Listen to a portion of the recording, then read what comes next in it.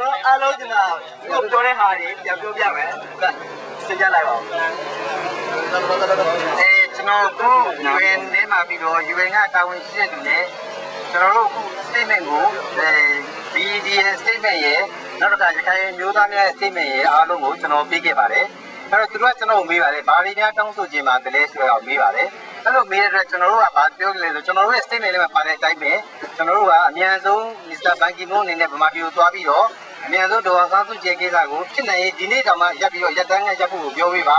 နောက်တော့ဒါနိုင်ငံရေးအကျဉ်းသားတွေအားလုံးကိုချွေးချက်မရှိဒေါ်စုပါဝင်အားလုံးကိုအမြန်ဆုံးထုတ်ပေးဖို့အတွက်ကိုကျွန်တော်တို့ Ban Ki-moon ကနေတစ်ဆင့်တောင်းဆိုတဲ့အကြောင်းကိုပြောပါတယ်နောက်တစ်ခါရခိုင်မျိုးသားများကအဖွဲ့ကနေပြီးတော့သူတို့ကဘာလို့ပြောပြတာလဲဆိုတော့1990ကဩဂုတ်လ14ရက်နေ့တည်သွားတဲ့ဟလာသူတို့ပါလီမန်မှာဦးသာထွန်းရဲ့ကိစ္စကိုပြောတဲ့အတွက်ကြောင့်ကျွန်တော် UN ကိုပြောခဲ့ပါတယ်ဦးသာထွန်းကစစ်တွေချင်းတောင်မှာ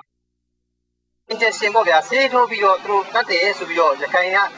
အမျိုးသားတွေယုံကြည်စွာနဲ့သူတို့ကတောင်းပြောတဲ့အတွက်ကြောင့်ကျွန်တော်ကအဲ့ဒါကို UN ကိုပြောခဲ့တယ်ပြောခဲ့တဲ့အပြင်ကျွန်တော်တို့ကဒေါ်ဆန်းစုကြည်ကိုလည်းဒီလိုပဲအင်းစိန်ထောင်ထဲမှာ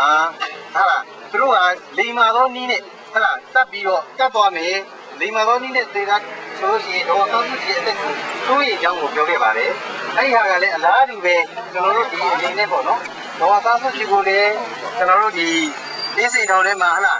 ဆေးထိုးပြီးတော့ဟာဒေါ်ဆန်းစုကြည်သူ့ဟာနဲ့သူ့ယောဂနဲ့သူတည်တဲ့ပုံစံမျိုးကိုကျွန်တော်တို့တော့ဘုကမြင်အောင်ပြောခဲ့ပါတယ်နောက်တစ်ခါထပ်ပြီးတော့ကျွန်တော်ထပ်ပြောခဲ့တာကတော့ဘုံချုပ်မှုကြီးစောမောင်ဟာဒီလိုပဲသူတို့ဆေးထိုးပြီးတော့ကဘာလို့ပြည်ကြခဲ့ပါတယ်ဘုံချုပ်မှုကြီးဟာဘာမှ unconscious ဆိုဘာမှသူနားမလည်တော့ဘူးအုံတော့ထဲမှာလည်းသူကဘာမှမရှိတော့ဘူးသူကယူသွတ်သွားပြီဆိုပြီးတော့အရင်ဆုံးသတင်းလွှင့်တဲ့အကြောင်းပြီးတော့မှလည်းသူတို့ကဘုံချုပ်မှုကြီးကိုဆေးထိုးပြီးတော့နောက်ဆုံးဘုံချုပ်မှုကြီးဟာသူ့ယောဂဆိုတဲ့အနေနဲ့တည်သွားတဲ့အကြောင်းကကျွန်တော်ပြောခဲ့ပါတယ်ဒါကို UN ကသူတို့မှတ်ချက်ယူထားပါတယ်ဒီအတွက်ကိုလည်းအမြန်ဆုံးတော့အောင်ဆန်းစုကြည်နဲ့တကွာ prisoner တွေဟာ political prisoner တွေလွတ်အောင်အတွက်ကိုသူက